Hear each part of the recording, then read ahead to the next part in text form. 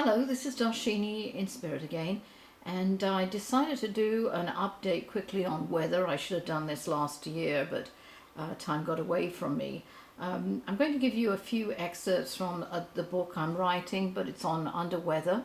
But I think it's very highly appropriate since I'd already written all of this in December last year, and now it's happening, I'm afraid.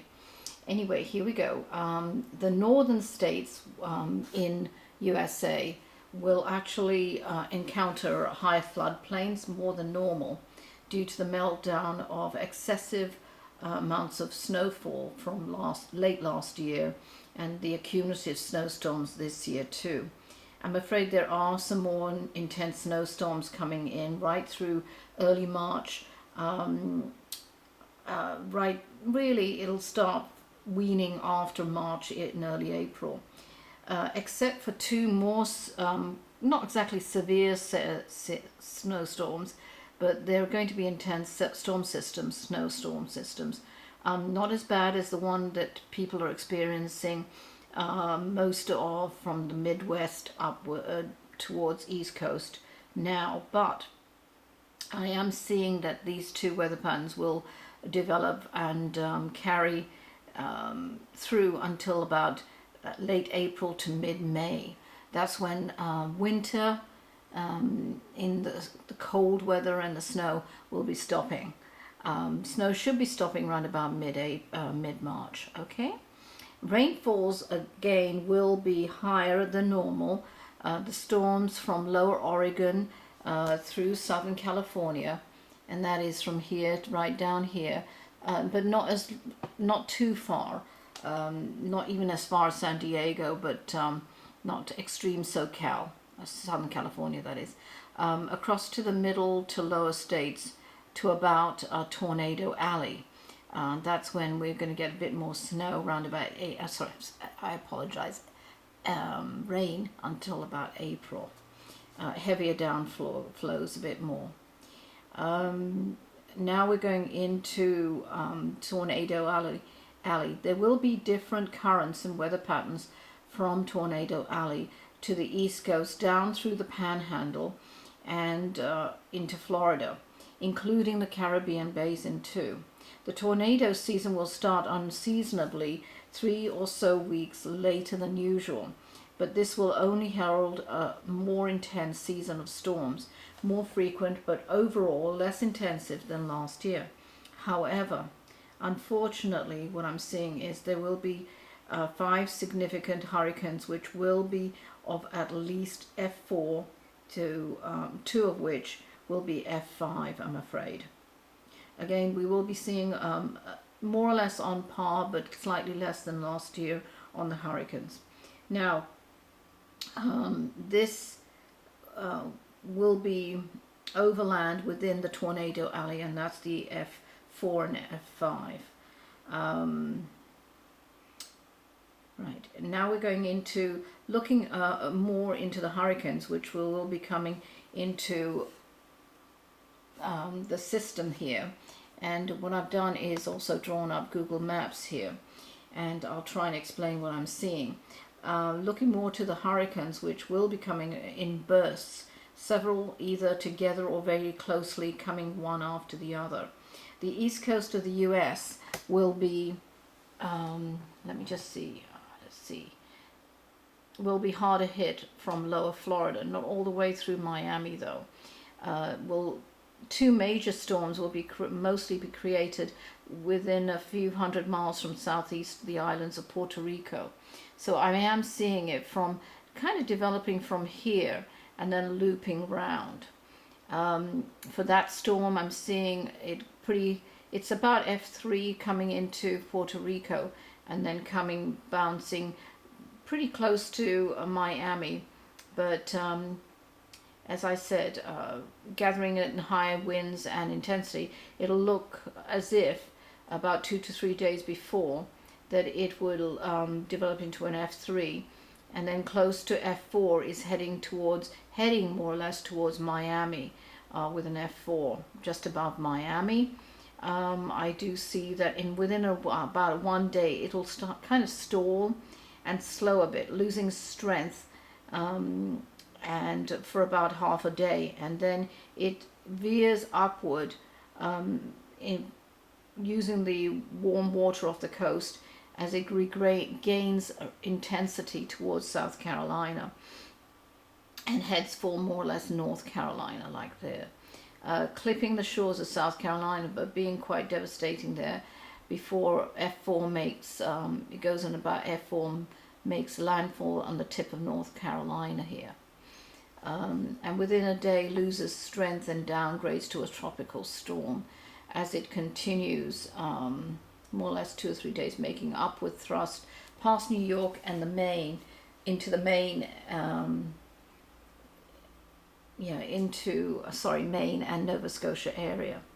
Another violent hurricane I see starts far south of around about the Caribbean islands here, and it starts and will start gaining strength and power as it takes it across the northwest tip of Cuba.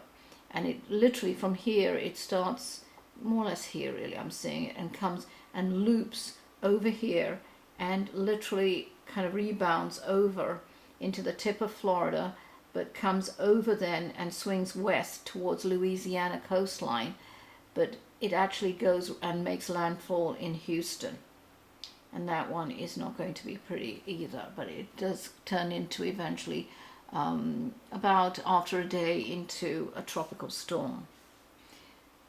So those are the weather patterns I'm seeing for the weather systems for 2011. Moving down now, I'm going to approach a few things that again that I have always intimated regarding unrest, that fear is growing, the energies in the world are increasing. People are getting far more accelerated with their anger. You're seeing this with obviously the uprisings in Tunisia and Cairo and a few other, I'm afraid, one other country. But unfortunately towards about one in May, not so big, and that's an uprising, I think, in an African country, but a small one. It's not a huge, big country there. It's a small uprising and small country, but they're a government trying to instigate governmental changes. Now going up rather later, I'm seeing that around about August, and it starts really from about end of May in this country, but there's another uprising in another country. I'm not going to mention it, but you will see another country go into a conflict from people to government, and that will be increasing, I'm afraid, until round about seeing it through around about September. But it is again what we are expecting, and at least I'm seeing for upcoming fear and antagonistic attitudes. I do want people to start really thinking about what really matters to them, and it's not about not about control or fear. It's about that family, friends matter, and that home life matters, and that will help stabilize any kind of fear that you're experiencing.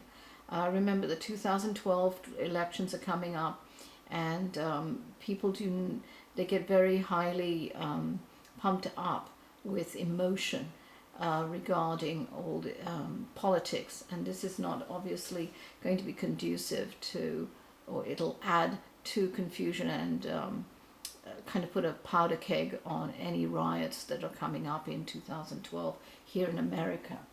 So basically I'm seeing quite a bit, and as I said, if you do want to see more or read more rather, or even hear more of things about 2000, it's really not even 2012, it's just a shifting of energies, I'm afraid, but with shift there is going to be the catalyst, and as I said previously, it's going to be fear in different forms. So please, try and be trust your inner power, your own spiritualism, and you will find the truth in that. If you're interested in the book, you're more than welcome to email me, but I would advocate that you look at some of the other YouTubes I have listed and if you want to do that, it's under Darshini in Spirit. But this is not to create fear, it's to give you information to avoid fear. The book will cover other subjects other than US economy, world economy, and quite a few other subjects. There are 2 YouTube videos which gives you more or less a précis of what subjects will be covered in the book. I hope this helps you. The Egypt event is only going to get a bit worse. I see it for another 5 or 6 weeks, going in stages of calming down to flare-ups. Everything, I'm afraid, is not exactly happening for reasons, but it's there to try and show that the government doesn't have everything covered, all governments, that it's the people who run not even the government, but the states and the individual villages and community. That's what their frustration is about.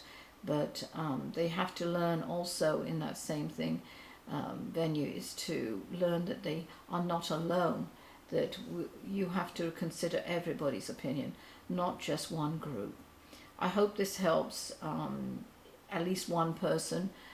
It's okay if you don't believe in what I'm doing, and I respect every religion, faith, but everybody has their own opinions. I thank you for your time, and I hope you enjoy all the other videos. Thank you. Take care, and bye-bye.